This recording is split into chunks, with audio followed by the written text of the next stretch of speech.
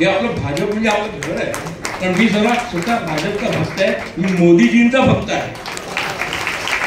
आणि आता हे 15 वर्ष झाले, 16व्या वर्षाचं आपलं जे दिवाळी सेलिब्रेशन होईल तेव्हा मुंबईवरती कमळ फुललेलं असेल त्याची मला खात्री आहे.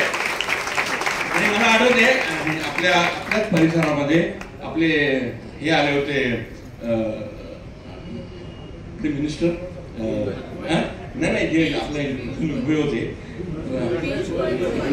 नाही आपलं नाव आहे यार, हे फार माझी वाईट सवय आहे, मला नाव लक्षात राहते. पियुष गोयलजी, पियुष गोयलजी आले होते आणि त्यांच्यासाठी प्रचारासाठी मी आलो होतो तिकडे. आणि तेव्हा मी म्हटलं होतं का आपण नुसतं एक कॅन्डिडेट निवडून देत नाही आहोत, तर आपण एक मंत्री निवडून देत आहोत.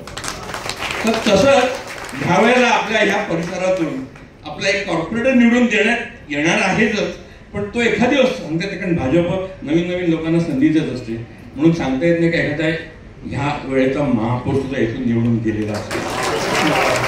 त्या सर्वांना अभिनंदन, सर्वांना दिवाळीच्या शुभेच्छा. भारतीय जनता पक्षामध्ये संदर्भात एक फार मोठी म्हण आहे, ऐसा कोई सगा नहीं जिसको भाजपा ने ठगा नहीं.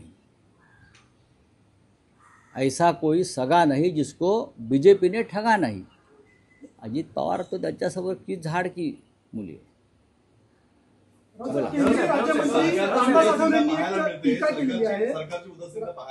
कुठे सोलापूरमध्ये पूर येऊन गेला, मात्र अद्यापही लाईट जे आहे ते आलेली नाही. त्यामुळे जनरेटरवरती कंदील दिवे जे लावून आहे त्यांनी दिवाळी साजरी केली. सरकारने अजून लाईट दिली नाही त्या ठिकाणी. हो, मग काय करणार याच्यावरती? काय आम्ही काय करायला पाहिजे असं वाटतंय तुम्हाला? ही सरकारची निष्क्रियता आहे, ही सरकारची निष्क्रियता आहे, ही सरकारची उदासीनता आहे आणि हे सरकारचं क्रौर्य आहे. सरकार जे म्हणते आहे, देवेंद्र फडणवीस जे म्हणतात ना वारंवार की पूरग्रस्तांच्या पाठीशी उभे राहू आणि त्यांना काही कमी पडू दिलं जाणे. अहो, लाईट आणि पाणी तरी द्या. रामदास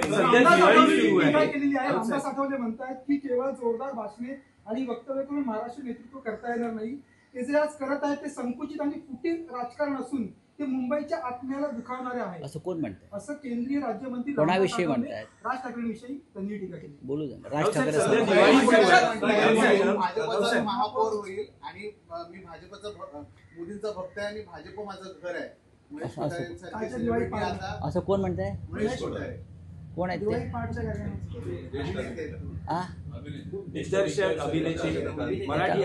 अच्छा, ते भाजपचा महापौर होईल म्हणतात. नक्की मराठी आहेत ना ते? नक्की मराठी आहेत ना ते? म्हणजे मला शंका वाटते. ते कोणत्याही पक्षाचे असू द्यात, प्रत्येकाला मताचा अधिकार आहे. पण आपण एक कलाकार आहात आणि तुमचं सिनेमे फक्त भाजपच्या लोकांनी बघितलेले नाही आहेत. हां, तात्या विंचू चावेल तुम्हाला असं बोललात तर. तात्या विंचू असं मराठी माणूस होता, रात्री चावा गेली येऊन गळा दाबेल.